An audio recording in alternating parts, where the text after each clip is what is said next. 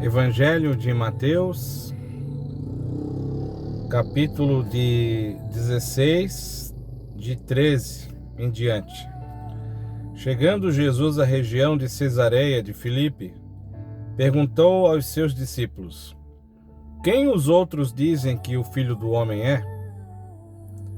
Eles responderam: Alguns dizem que é João Batista, outros Elias, e ainda outros Jeremias ou um dos profetas. E vocês? Responderam. E vocês? Perguntou ele, Jesus. Que vocês dizem que eu sou? Simão Pedro respondeu: Tu és o Cristo, o Filho do Deus vivo.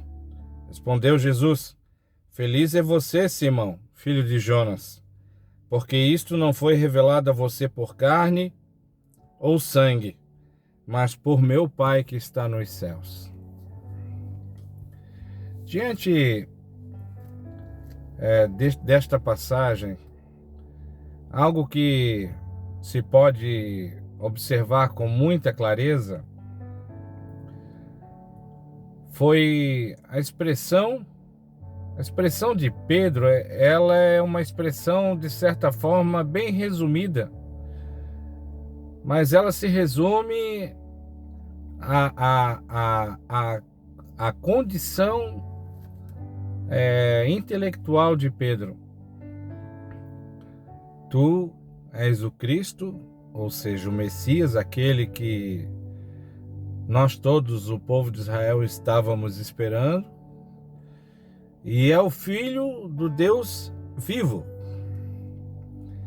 Interessante essa expressão, Filho do Deus vivo, porque ele podia enxergar na pessoa de Jesus Cristo que aquele Deus ao qual ele conhecia tantas passagens históricas, aquele Deus que, segundo as Escrituras, tinha aberto o Mar Vermelho, aquele Deus que tinha feito cair as 10 pragas sobre o Egito, aquele Deus de tantos milagres, tantos sinais do passado. Até esta altura da vida de Pedro, a esta altura da história de Israel, que estava definitivamente bem distante do Senhor, eu imagino que poucas experiências sobrenaturais o povo de Israel estava experimentando. E de repente, Pedro conhece um homem que, na primeira vez que se aproxima dele, a Bíblia relata que a primeira aproximação de Jesus com Pedro viu um grande milagre, que foi o milagre onde ele tinha a noite inteira, com toda a sua experiência, de pescador, não tinha apanhado absolutamente nada. É o que a Bíblia diz, nada, gente. É de se esperar que se pegue pouco peixe, mas aquela noite havia nos desígnios do Criador, havia nos desígnios de Deus, que Pedro de fato não pegasse nada naquela noite. E vejam bem, é quase que impossível não pegar nada, gente, nada, nem um peixe sequer. Mas o Evangelho de Mateus diz que ele não havia apanhado nada. E quando ele vê um homem se aproximando da praia, e aquele homem diz assim: "Vocês pegaram alguma coisa?" Não pegamos nada. Aí ele fala para aqueles homens, ainda Pedro sem ter noção de com quem estava falando. Ele disse: olha, não custa fazer o que esse homem está falando. Ele está falando com tanta convicção, quem sabe seja ele um pescador, enfim. Mas Pedro sentiu uma certa firmeza nas palavras daquele homem que estava falando com ele. Ele disse: olha, vamos, quem nos custa?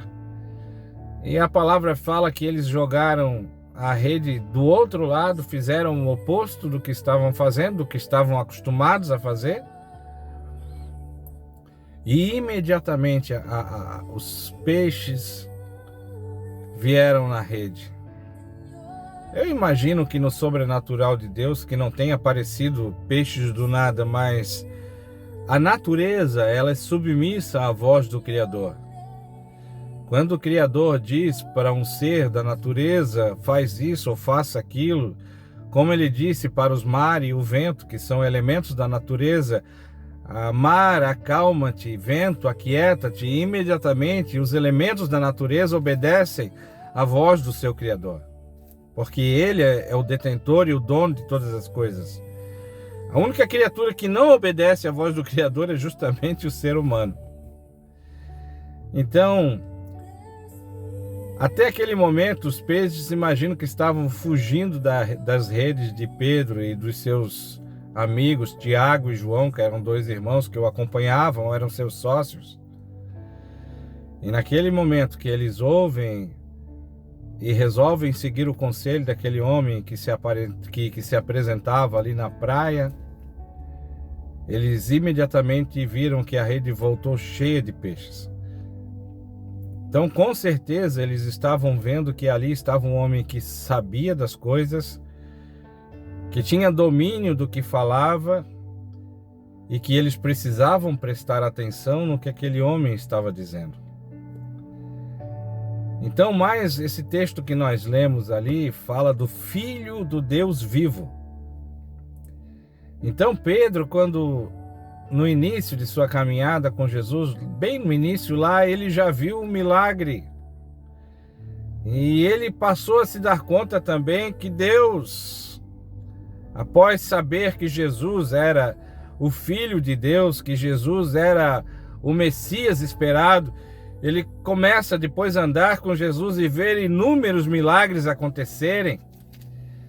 E ele se dá conta de que o Deus de Elias, o Deus de Abraão, o Deus de Isaac, o Deus de Jacó, não era mais um Deus adormecido, mas era um Deus verdadeiro.